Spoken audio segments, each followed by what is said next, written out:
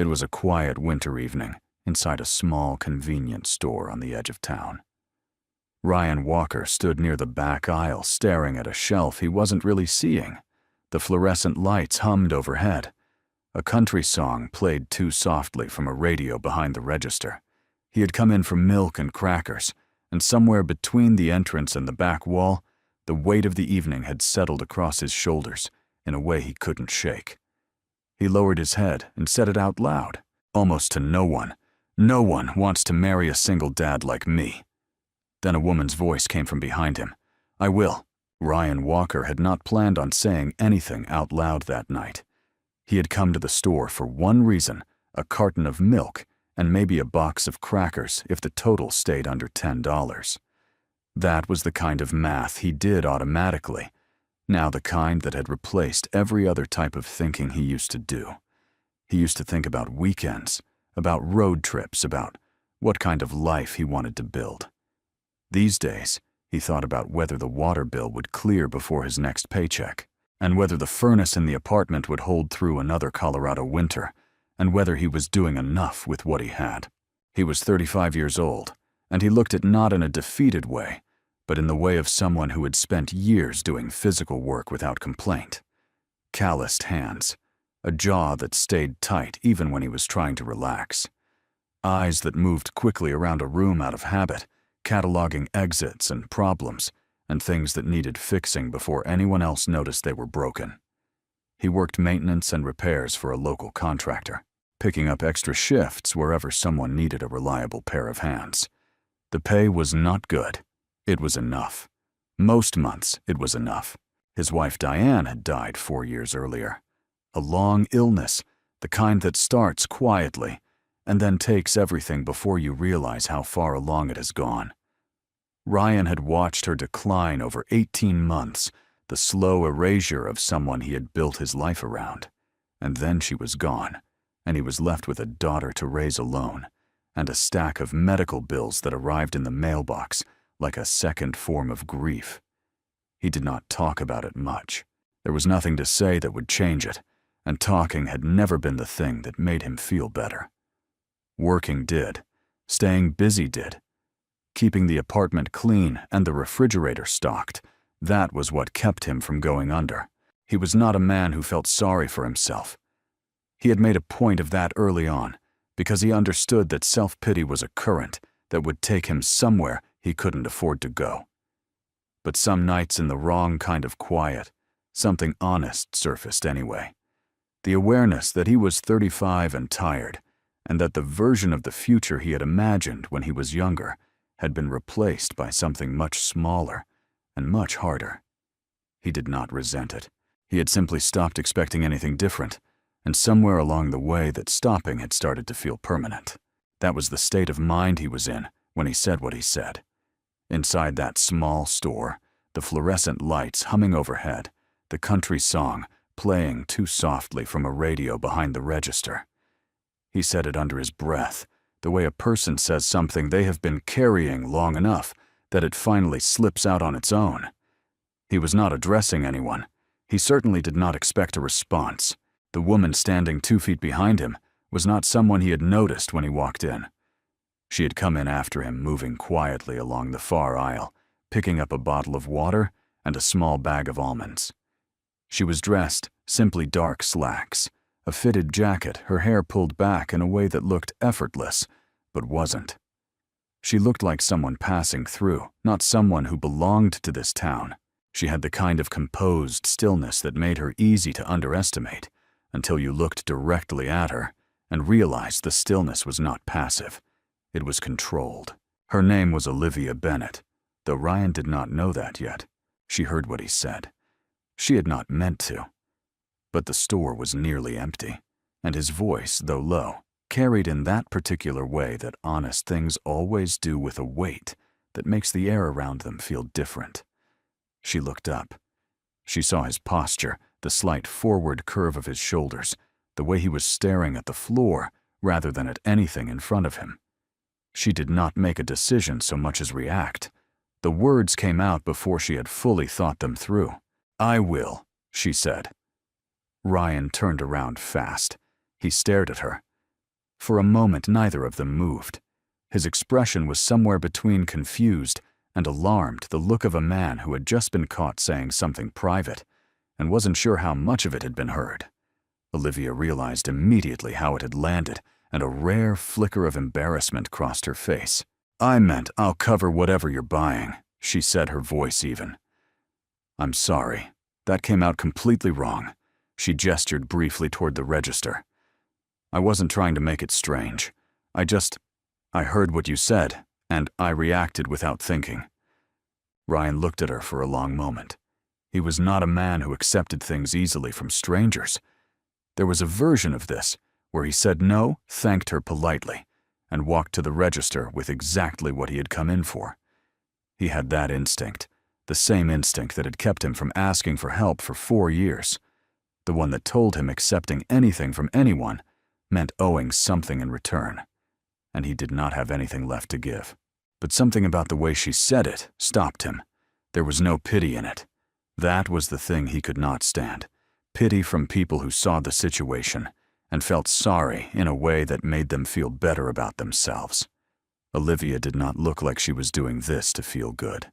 She looked faintly embarrassed and strangely earnest, and very much like someone who had surprised herself as much as she had surprised him.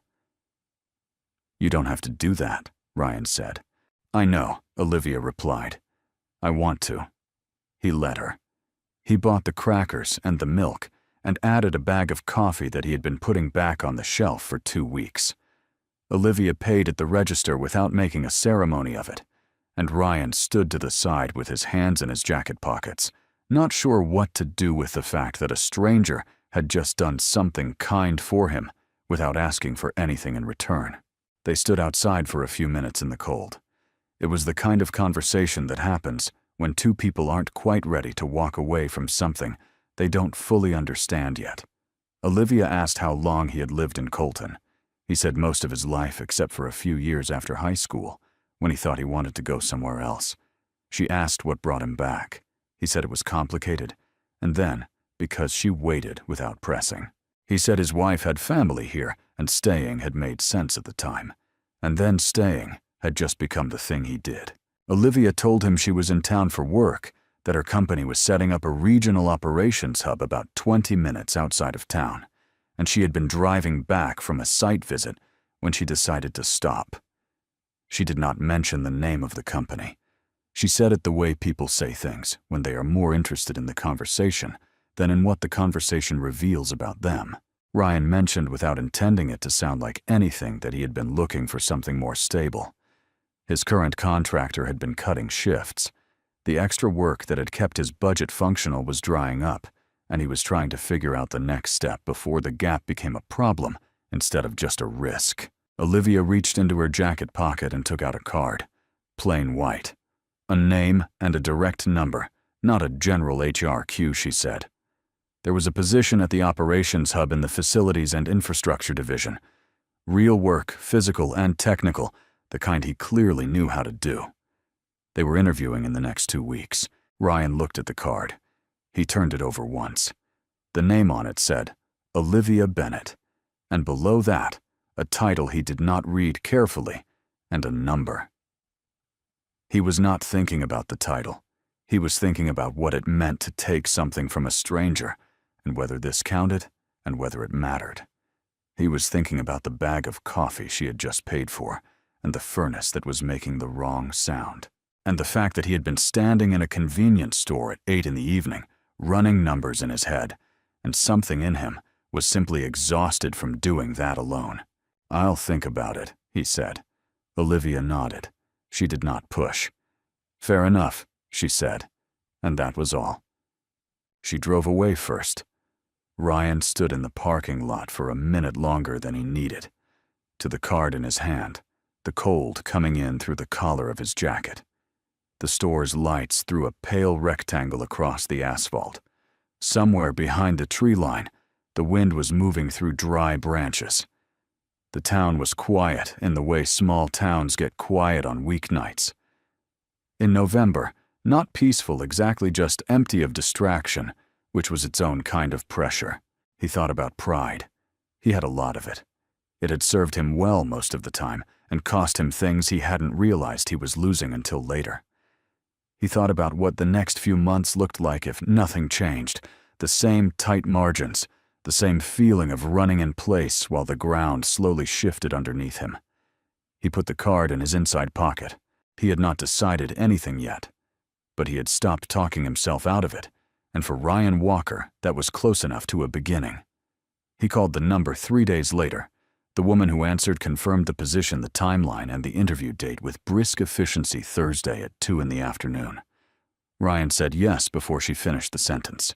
He did not sleep well the night before the interview, not because he was nervous in the ordinary sense, but because he understood in the way that people who have spent years reading situations understand things, that something was changing.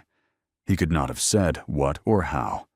He only knew that the card in his jacket pocket had not felt like nothing when he put it there, and it still didn't. He wore the cleanest clothes he owned. He drove the 20 minutes out to the operations site, which was larger than he had expected, a long, low building set against the hillside. Newer construction, the kind of facility that suggested significant capital and serious intent. He went through the interview without pretense.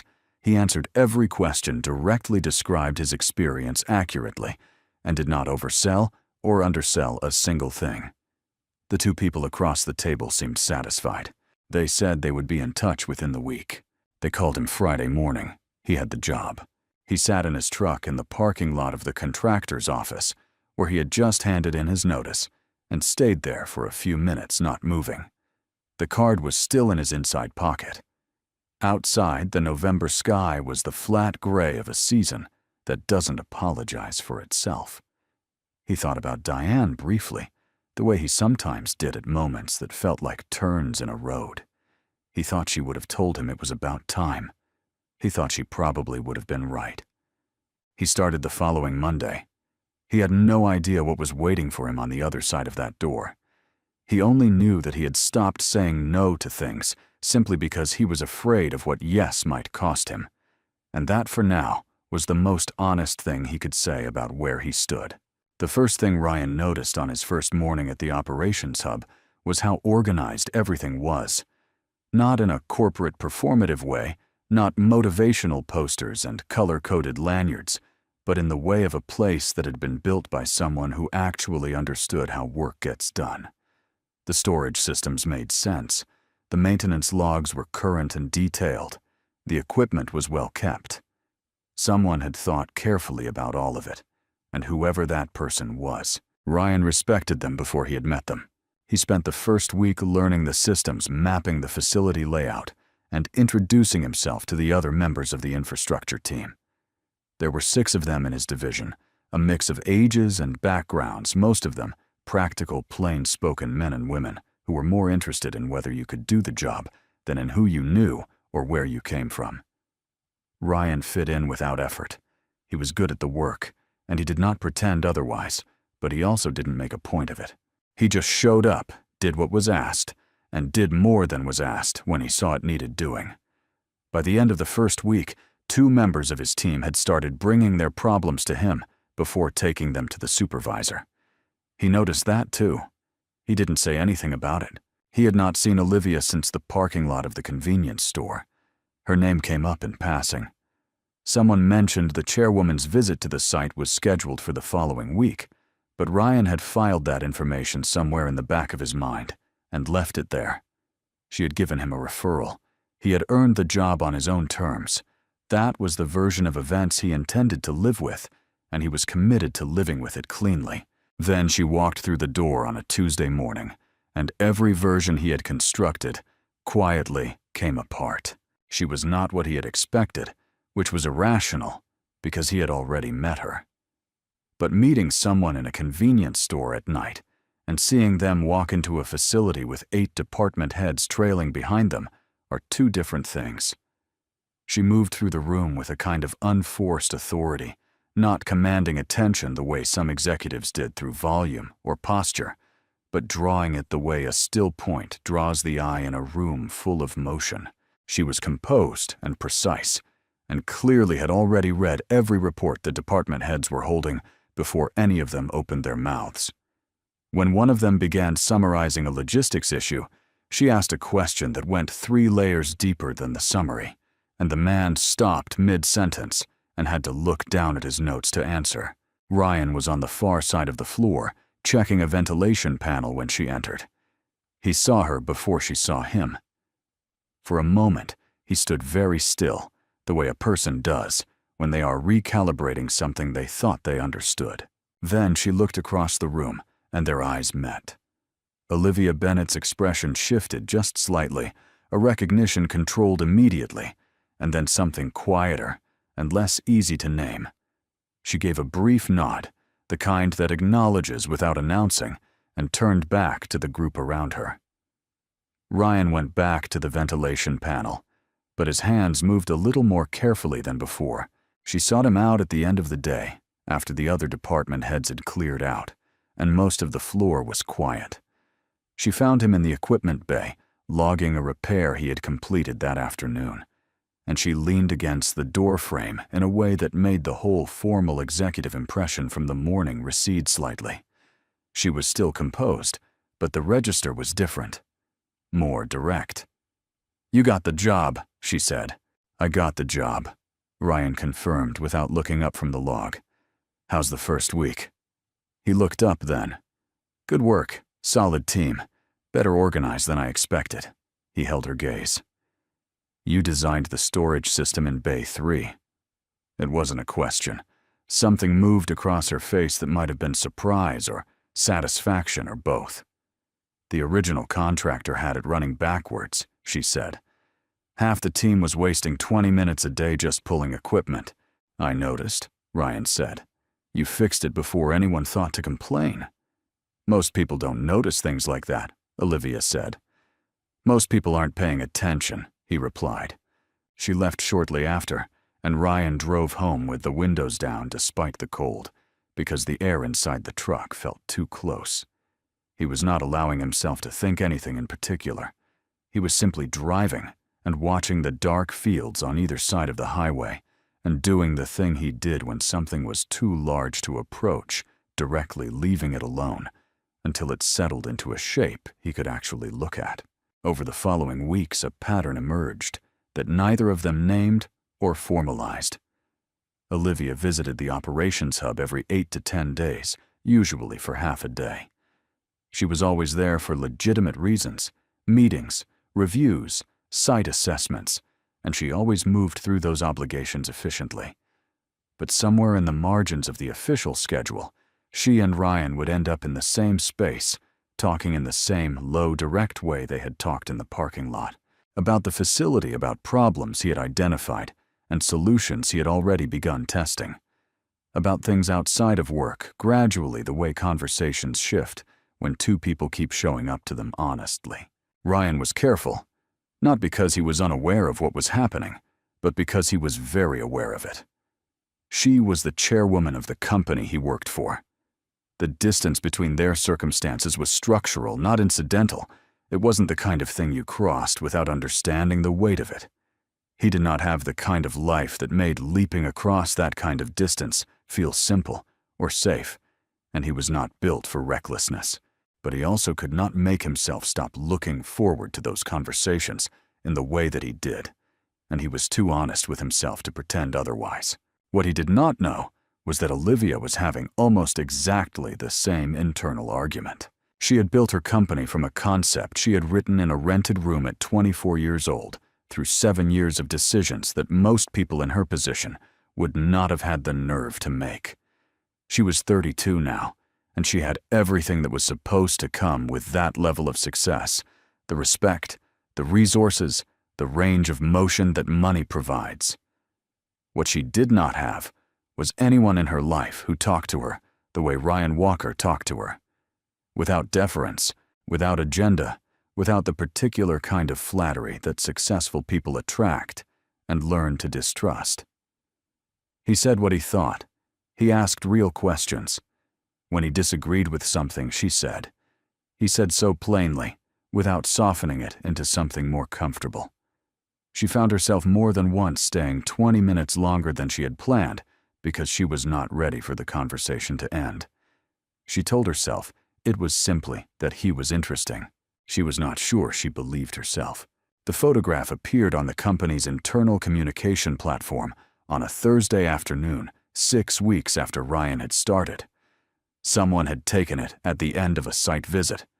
Olivia and Ryan standing near the equipment bay entrance, close enough that their shoulders were almost touching both of them.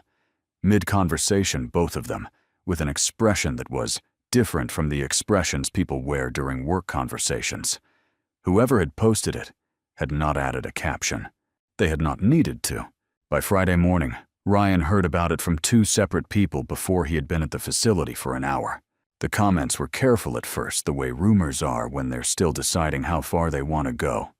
Raised eyebrows and half-sentences in the break room. A few pointed silences when Ryan walked into certain spaces. By the following week, the subtext had become text. The theory was simple and self-contained. Ryan Walker had been hired because Olivia Bennett wanted him there, and everything he had accomplished since his first day was a product of that arrangement, rather than his own work. It was the kind of story that spreads efficiently because it flatters the people spreading it. It lets them dismiss a colleague's competence without having to examine their own. Ryan heard the version that named him directly on a Wednesday afternoon, delivered loudly enough to be heard from 2 workstations away by a senior project coordinator named Marcus Webb. Webb was the kind of man who had been at the company long enough to feel ownership over it, and who communicated disapproval through volume rather than confrontation. He did not say it to Ryan's face. He said it to the 2 people sitting with him, knowing Ryan was within earshot, which was its own kind of statement. Ryan finished what he was doing, logged out, and walked to his truck. He sat in the parking lot for 10 minutes. He was not angry in the explosive sense. He was angry in the colder, quieter sense, the kind that is harder to move through because it has nowhere obvious to go. He had worked for everything he had in that building. Every report, every repair, every early morning and late stay. None of it had been handed to him, and he knew it, and the people saying otherwise either knew it too and didn't care, or had never looked closely enough to find out. What made it worse was knowing that his continued presence was becoming a problem for Olivia. He heard that part from a woman on his team named Sandra, who said it carefully, and without embellishment the board had asked questions. Not accusations, questions which in that context meant the same thing. They wanted to understand the nature of the chairwoman's relationship with a facilities employee.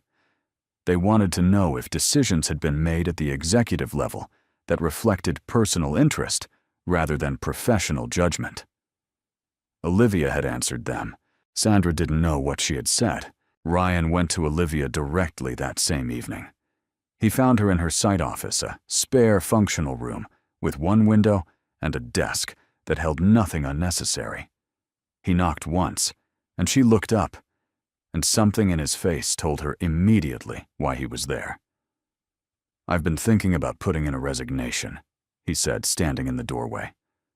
"Not because I want to, because I don't want to be the reason this gets harder for you." Olivia set down what she was holding. "Sit down, Ryan. I don't need to sit down." "I know you don't need to," she said. "I'm asking you to." He sat.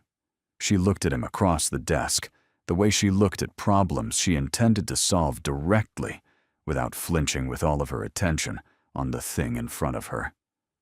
"If you resign," she said, "it confirms the story.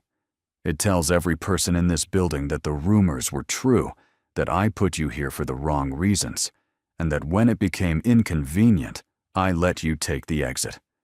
That is not what happened, and I am not going to let that be the version that stands." Ryan said nothing. "You earned your position," Olivia continued. "I have the data to prove it, and so do you. If the board wants a conversation about my judgment, I'll have that conversation. But you walking out of here before anything has been resolved is not a solution. It's a retreat. And I don't think you're someone who retreats." He looked at her for a long moment, reading her the way he read everything carefully, without rushing to a conclusion. She was not saying this to protect the company. She was not saying it to protect herself. She was saying it because she believed it, and because she was underneath all of the control and competence, genuinely angry on his behalf, in a way she was not quite managing to keep entirely out of her voice. Something shifted in Ryan's chest, not dramatically, but something real. "They're going to keep pushing," he said. "I know," she said, "and the board is going to push harder before this gets better." "I know that too." "So what exactly is your plan?" he asked. Olivia leaned back in her chair. "My plan is to let your work speak loudly enough that no one can talk over it. And I need you to stay here and keep producing it." She met his eyes. "Can you do that?" Ryan thought about the parking lot and the card and the interview where he had answered every question with nothing but the truth. He thought about the ventilation panel and the early mornings and the team that had started looking to him before he had even realized they were doing it.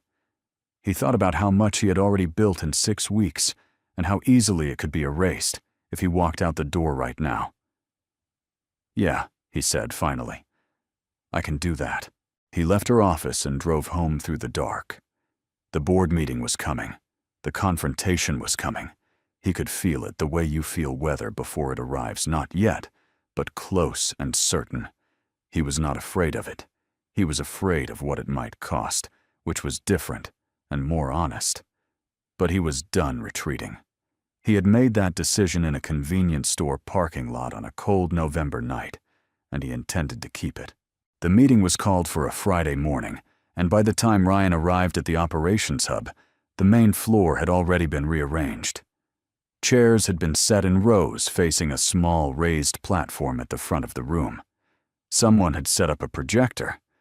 The whole thing had the feeling of a trial that had been dressed up to look like a presentation, and everyone in the building knew it. Marcus Webb had formally requested the all-hands meeting through the board liaison 3 days earlier. His stated reason was a review of recent infrastructure performance and resource allocation. His actual reason was understood by everyone who received the invitation. Ryan was not surprised. He had felt this coming since the night he sat across from Olivia in her office and told her he would stay. He had spent the days between then and now doing exactly what he had promised, showing up, working, producing, and he had done it, knowing that none of it would matter if he could not hold his ground when the moment arrived. In the evenings leading up to the meeting after the work was done and the facility was quiet, Ryan had gone back through every report, every repair log, every proposal he had submitted since his first week. He compiled everything into a single master document, dated, sourced, verifiable, and the night before the meeting, he sent it directly to every department head at the hub, to Gerald Hurst and Patricia Cole, through the official board contact directory he had located on the company's internal governance portal, and to his own direct supervisor as a matter of record. He sent it at 6:15 in the morning. He knew they would have time to read it before the meeting began. That was the point. He took a seat near the back of the room when he arrived, not out of apprehension, but because he wanted to see the full room before anything began. Sandra gave him a brief look as she sat down 2 rows ahead. A few other members of his team found seats nearby, without making it obvious they were doing so deliberately. Ryan noticed. He kept his hands loose on his knees and watched the room fill. Olivia was present, seated to the side of the platform, with 2 board members he recognized from prior visits, Gerald Hurst, who handled operations oversight, and Patricia Cole, who chaired the governance committee. Neither of them looked comfortable. They had the expressions of people who had been pulled into something they would have preferred to resolve quietly and were now obligated to see through in public. Marcus Webb stood at the front with the projector remote in his hand and began the way people begin when they have decided the performance matters as much as the content. He spoke about standards. He spoke about merit. He spoke about the importance of maintaining institutional trust, particularly during periods of rapid growth when the company's culture was still being established at a new site. Every sentence was technically about the organization. Every sentence was about Ryan Walker. He brought up the photograph. He had printed it an actual printed copy on paper held up for the room to see, and described it as evidence of a relationship that had compromised the integrity of the hiring process. He named Ryan directly. He used the words preferential treatment and conflict of interest with the careful enunciation of someone who has rehearsed them. He said that one man's presence in the building raised questions about what other decisions had been influenced by factors that had nothing to do with professional qualification.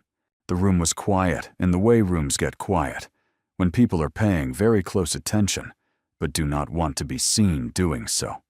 Ryan stood up. He did not ask for the floor. He did not wait for Webb to finish or for anyone to acknowledge him. He simply stood, and the room's attention shifted the way it does when a person moves with a particular kind of certainty. Not aggression, not performance, just the unmistakable clarity of someone who knows exactly what they are about to do. "I'd like to address that," Ryan said. Webb looked at him with the expression of someone who had expected resistance, but not this quickly. Gerald Hurst glanced at Olivia. Olivia did not look at Gerald Hurst. She was watching Ryan. Ryan walked to the front of the room.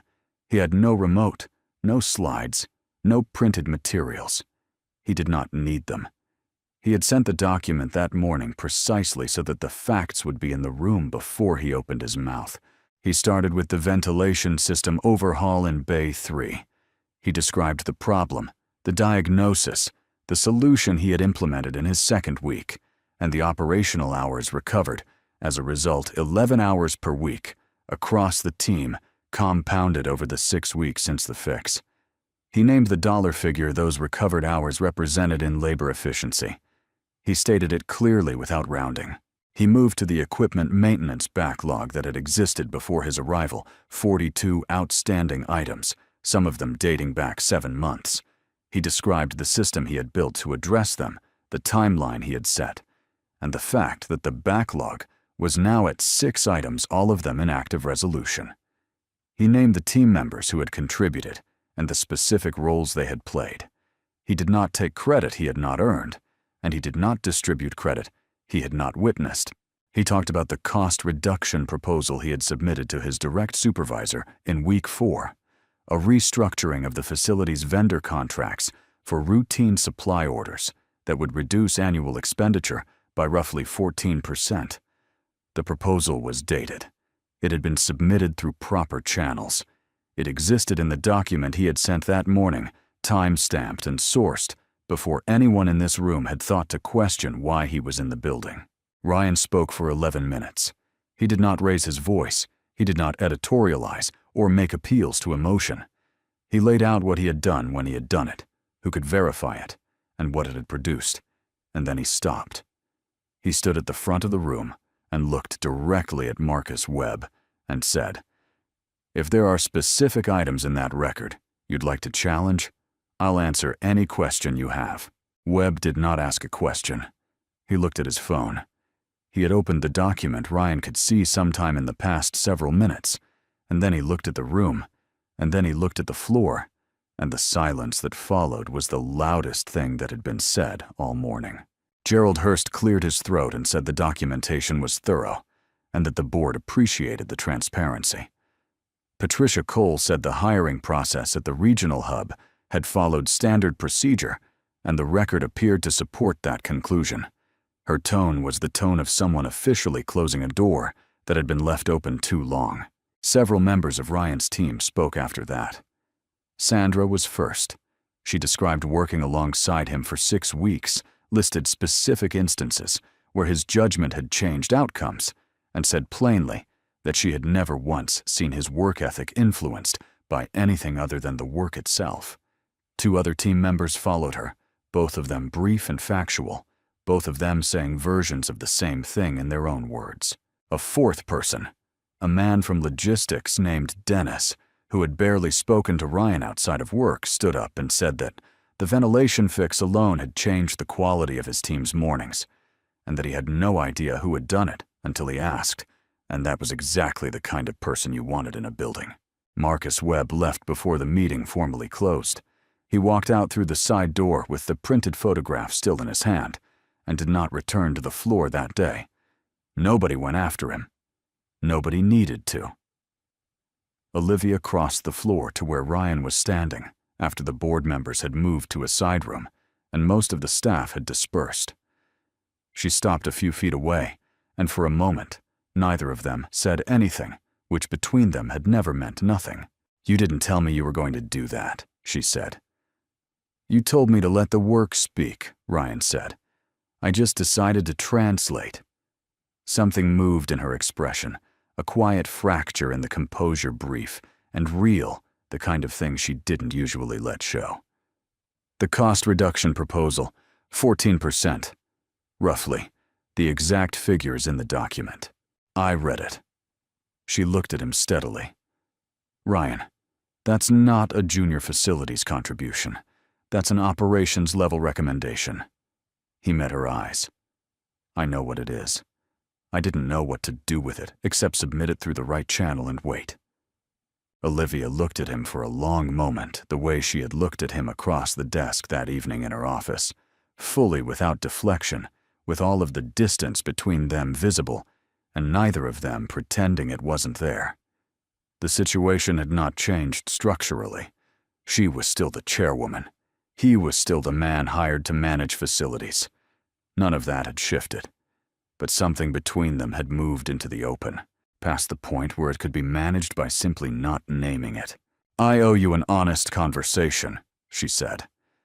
"You don't owe me anything," Ryan said. "You gave me a referral.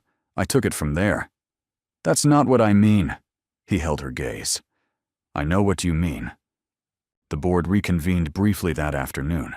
Patricia Cole delivered the formal conclusion the hiring process had been conducted within established guidelines. The employee's performance record supported the validity of his placement, and the concerns raised that morning were considered addressed. Gerald Hurst noted that the cost reduction proposal would be forwarded to the Operations Committee for expedited review. No further actions were recommended. The matter was closed. Ryan drove home that evening with a stillness in him that was different from anything he had felt in the past several weeks. The weight that had been sitting across his shoulders since the photograph appeared, the constant low-level bracing for impact was gone. Not because anything had been given to him, but because he had stood in front of a room full of people and made them look at the truth until they couldn't find a way around it. He had done it alone, and he had done it cleanly, and it had worked, and the relief of that was clean in the same way. He stopped at a diner on the way home and sat at the counter and ordered coffee and a plate of eggs and ate slowly without hurrying anywhere. The woman behind the counter refilled his cup without being asked. The place was mostly empty on a Friday evening, the way small-town diners get when the weekend is pulling people somewhere else. Ryan sat there and felt for the first time in longer than he could accurately measure, like a man who was not bracing for the next thing, like a man who had simply had a hard day and come through it, and was now eating eggs at a counter in a quiet room and did not need to be anywhere else. He and Olivia had that honest conversation 2 weeks later. It was not dramatic, and it was not easy, and neither of them pretended it was either of those things. They talked about what was real, and what it would cost, and what it would require, and somewhere in the middle of that conversation, it became clear that they had both been working through the same set of questions from opposite directions for months. Ryan said that he wasn't interested in something that required him to be something other than what he was. Olivia said that was precisely why they were having this conversation. He looked at her across the table for a long moment, and then he laughed a short, quiet sound, and said that of all the things he had expected from the year he was having, this had not been on the list. "Neither did I," Olivia said, and she smiled, not the composed, measured expression he had catalogued over the past several months, but something less managed. The smile of someone who had stopped pretending they weren't pleased and found it was easier than they had expected. They did not rush what came next. They were both people who understood the cost of moving faster than the ground beneath you could hold, and they had both learned that lesson through means they would not have chosen. They moved carefully and honestly, and gave each other room to be uncertain without making uncertainty into a problem. There were dinners and long conversations that ran past midnight, and disagreements that they worked through without flinching, because they were both built for honesty, even when it was uncomfortable, and that turned out to be the most important thing they had in common. 6 months later, Ryan was promoted to Regional Operations Manager, a decision made by the board on the basis of a formal performance review and the fully implemented cost reduction plan, which had come in at 16% rather than 14%, and which had drawn notice from the company's central offices. Gerald Hurst delivered the news in a meeting that lasted 8 minutes.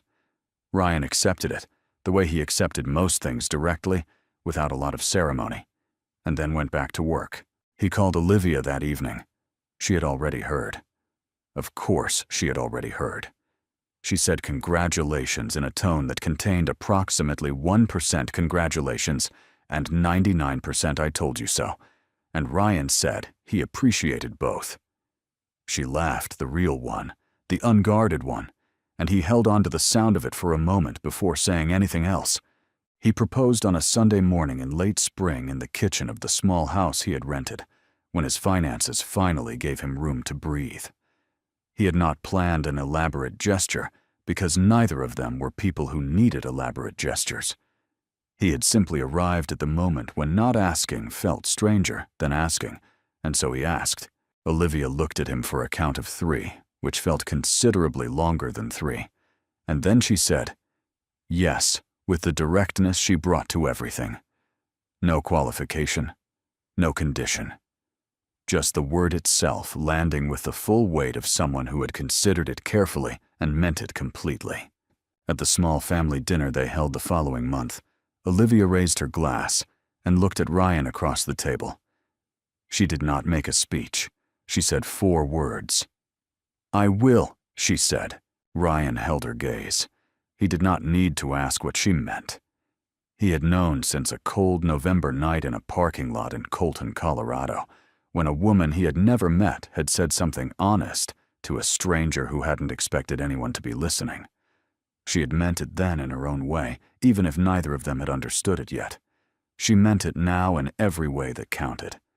And this time, Ryan Walker did not look at his shoes. He did not brace for cost or consequence. He looked directly at her and smiled unhurried, unguarded real and said, I know.